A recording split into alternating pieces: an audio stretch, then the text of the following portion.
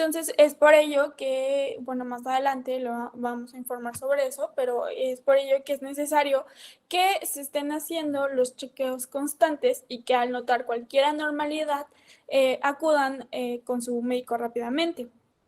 Bueno, pues en el cáncer cervicouterino, muchas de las pacientes llegan a presentar en una etapa avanzada, pues un sangrado anormal, que más adelante voy a hablar sobre ello, y un aumento del flujo del sangrado sin razón aparente. El VPH, el virus del papiloma humano, va a jugar un papel muy importante en esta enfermedad, ya que pues la mayoría de cáncer de cuello uterino se da gracias al VPH. Entonces, pues también tenemos que estar muy eh, atentos sobre esta enfermedad. Y bueno, van a existir dos tipos de cáncer cervicouterino, que va a ser el cáncer epidermoide, que este es un tipo de cáncer de cuello que se va a dar a nivel de unas células que son delgaditas y planas, que se llaman células escamosas, y van a recurrir a la parte externa de lo que es el cuello uterino.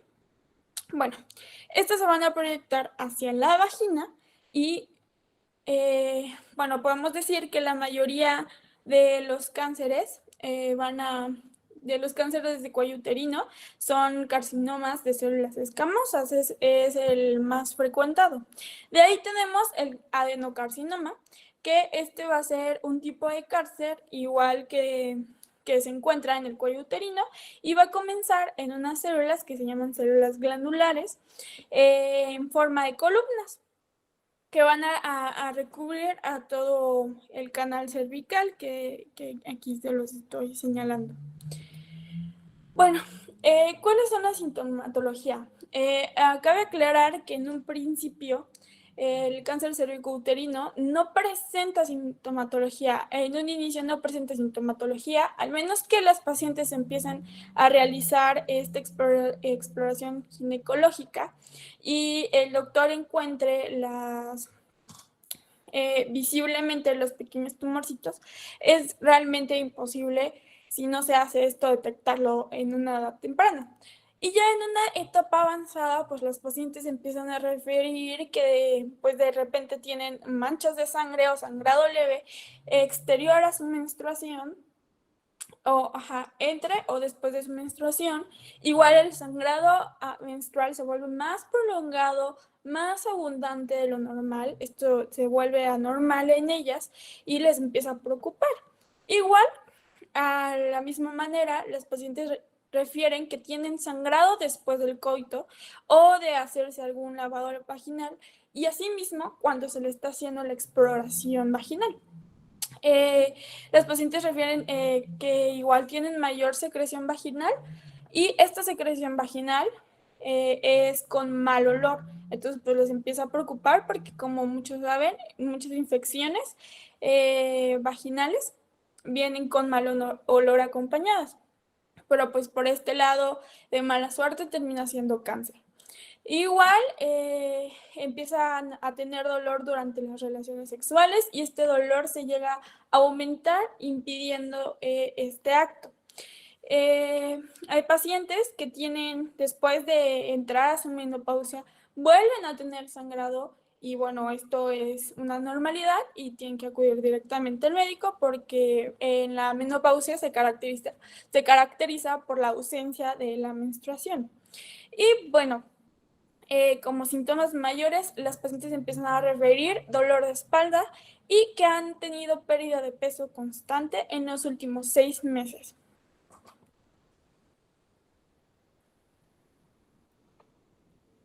En cuanto a los factores de riesgo, el principal es la infección persistente por el virus de papiloma humano de alto riesgo oncogénico. A continuación tenemos otros cofactores de riesgo que más que nada van a ayudar a esa persistencia, a esa infección persistente por virus de papiloma humano o a que como tal se presente esa infección, que sería, por ejemplo, el inicio de la actividad sexual a una edad temprana, que más bien ya se refiere a una edad temprana cuando es menos de los 18 años, y esto es un factor de riesgo justamente porque va a prolongar ese tiempo de exposición a una probable infección con el virus del papiloma humano. Luego también tenemos las múltiples parejas sexuales, que justamente va a aumentar esa probabilidad de que alguna de esas parejas esté infectada por el virus del papiloma humano y por consiguiente te infecte. También una pareja de alto riesgo, a esto nos referimos que es una pareja que tiene múltiples parejas sexuales, que si bien aunque tú nada más tengas una, esta pareja, al tener múltiples parejas sexuales, puede que esas parejas tengan o estén infectadas por el virus del papiloma humano y por lo tanto infecten a tu pareja y después te infecten a ti. También el hecho de que no se use anticonceptivos de barrera va a aumentar esa aparición, esa probabilidad de aparición de la infección del virus del papiloma humano y también puede predisponer justamente al siguiente factor de riesgo, que es la historia de transmisión de infecciones de transmisión sexual, por ejemplo, la clamidia o el herpes genital. Entre otros factores de riesgo, también tenemos la multiparidad, que se refiere más que nada al tener varios hijos a lo largo de toda su vida, que habla más bien de que no se ha planeado bien la educación sexual y no se están utilizando estos métodos de barrera como el condón. También, por ejemplo, el hecho de tener un hijo a edad temprana indica un inicio de actividad sexual a una edad temprana y que justamente no se están ocupando estos métodos anticonceptivos. Otro factor de riesgo es ya tener una historia de neoplasia intraepitelial, ya sea vaginal o vulvar.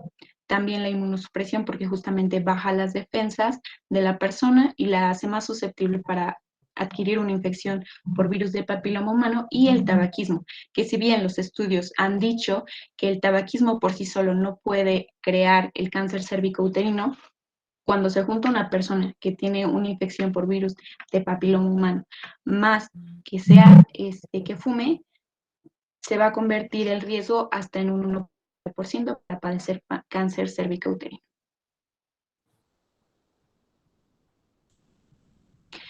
De acuerdo a las medidas de prevención, la principal es la educación sexual. Aunque si bien es deficiente, lo principal es informarse y mantenerse al tanto sobre infecciones de transmisión sexual, enfermedades de transmisión sexual y sus posibles complicaciones.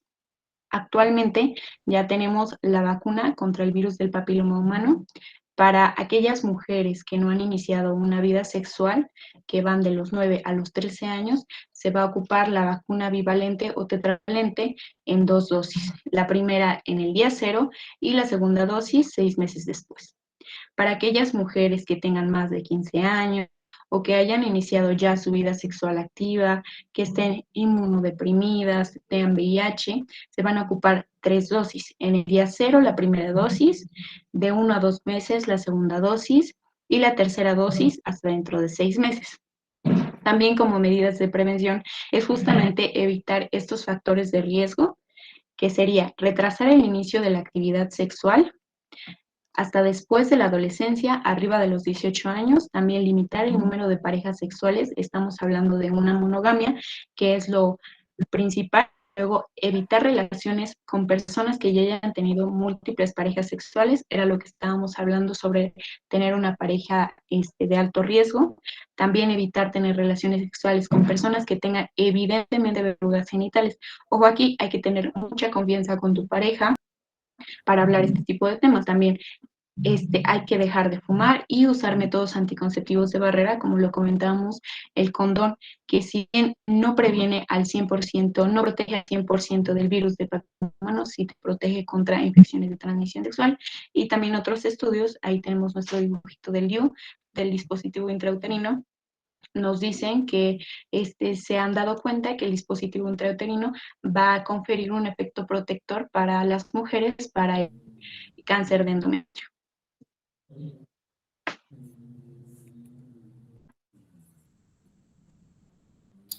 Bueno, ahora vamos con el diagnóstico. ¿Cómo es que se diagnostica el cáncer cervicouterino?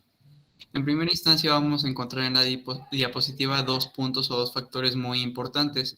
Sin embargo, cabe mencionar que no son los únicos que vamos a mencionar. Vamos a empezar por lo que es la citología cervical o Papa Nicolau. ¿Esto qué es lo que quiere decir? Que como pueden ver en la imagen, va a ser una inspección lo que es el médico especialista, se va a poner en una posición ginecoide, es decir, van a acostarse, abrir las piernas y vamos a usar un espéculo para poder abrir lo que es los labios de la vagina y poder tomar así una muestra de lo que es pues el cérvix. Posteriormente vamos a encontrar en la segunda imagen como con ayuda de algún cotonete, o en este caso se pueden ver 3 de estos ejemplos en la última imagen, van a utilizar o van a raspar lo que es el cuello del útero con la finalidad de obtener una muestra de las células que se encuentran en esta parte del órgano, o bueno, de nuestro organismo. Posteriormente se va a poder tallar o plasmar estas células en lo que es una laminilla y posteriormente observarlo bajo un microscopio. Y con esto nos va a dar pues la disponibilidad de observar lo que son las células y cómo están compuestas. Con ello vamos a encontrar alteraciones y así su médico van a poder pues decirles si es que hay alguna alteración y si esta es importante y necesita un tratamiento pues relevante.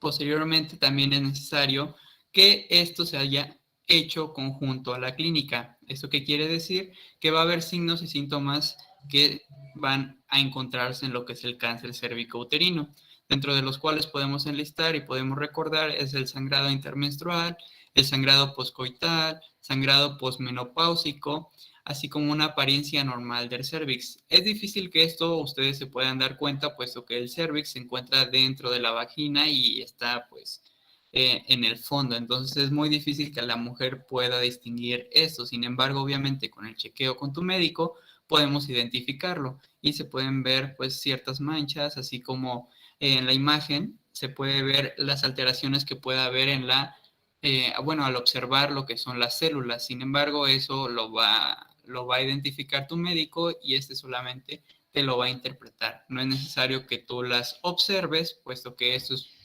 o necesita preparación. También debemos encontrar lo que es la descarga vaginal, que habitualmente tiene un manchado de sangre y no es común ni es patognomónico de esta enfermedad. Esto quiere decir que es solamente exclusivo de esta enfermedad. El dolor pélvico. El dolor pélvico, si bien saben, puede producirse en diferentes patologías. Sin embargo, en esta puede producirse. Esto no quiere decir que ya porque tengamos dolor pélvico es porque ya tengamos cáncer cervicouterino. Posteriormente también se puede utilizar el colposcopio y lo que es la biopsia. Sin embargo, estos elementos suelen utilizarse de forma pues posterior a lo que es la citología cervical, ya que esto pues va más orientado a lo que es el desarrollo o la observación del estadio del cáncer cervicouterino. También puede utilizarse otros tipos de estudios mucho más avanzados cuando ya se tiene pues el diagnóstico certero de tener cáncer y así evaluar la propagación de este cáncer en el organismo.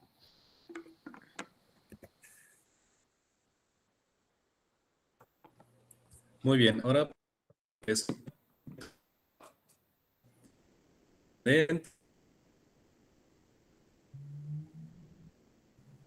ya dijo nuestro compañero el diagnóstico, y si las pruebas de nuestro diagnóstico fueron negativas, solamente se va a reportar, se va a realizar examen citológico y de colposcopía cada año, por lo que esto no va a requerir tratamiento, solamente es en caso de pruebas negativas. La siguiente, por favor. Bien, ahora, en caso de nuestro reporte de diagnóstico a dar positivo de esta malignidad de salud, displasia, va a depender el tratamiento, si el estadio de esta enfermedad es temprana o si es avanzada. En el caso de fases tempranas, lo recomendable es realizar cirugías en pacientes jóvenes a comparación de realizarse radioterapia. Posteriormente les voy a explicar en qué condiciones se les puede aplicar la radioterapia a las mujeres. Y bien, en la siguiente diapositiva les voy a explicar sobre qué tipo de cirugía contamos. Bien, dentro de las opciones quirúrgicas que se tienen, tenemos en primera opción la criocirugía. Esta criocirugía se realiza mediante un metal muy frío, se aplica nitrógeno en lo que es alrededor del cérvix para que congele a las células que están displásicas y pueda tener una reducción de esa productividad de esas células o el crecimiento de esas células. Esa sería una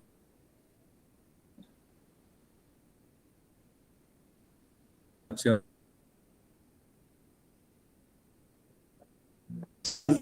Blanquecino y después ya una tonalidad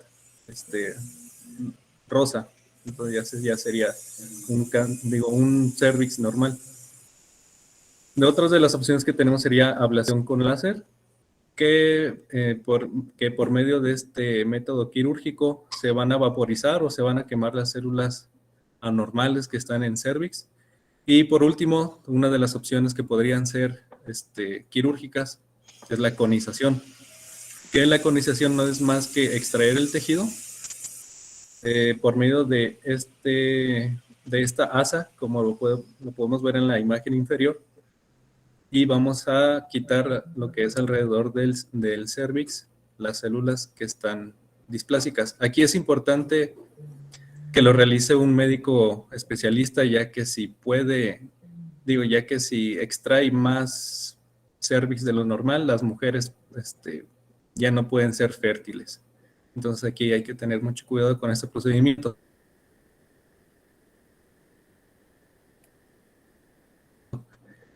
Ahora, pues,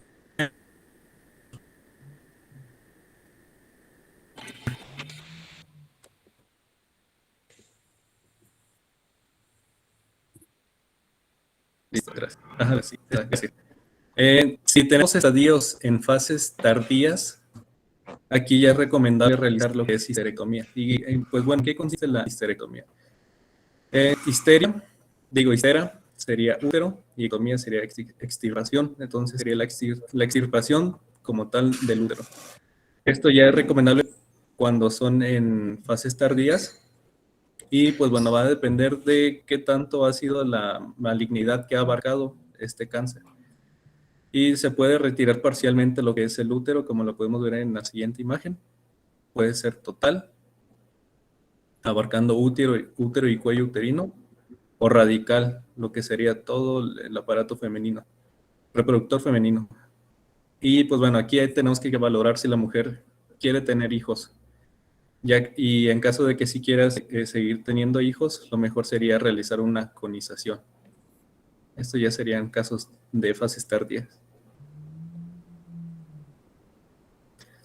Bien, otro de los procedimientos en fases intermedias o tardías podría ser la realización de radioterapia, poner a la paciente en tratamiento con radiación y también para poder estar controlando este proceso de malignidad se va a agregar lo que es la quimioterapia. Y pues bueno, ¿en qué caso se realiza esta opción?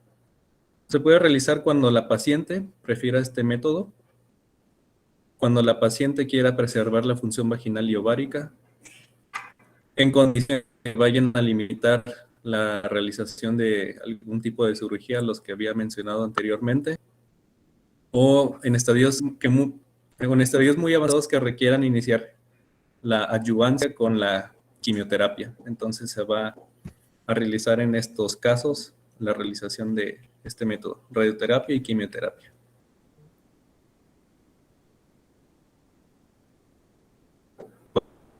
Todo nuestro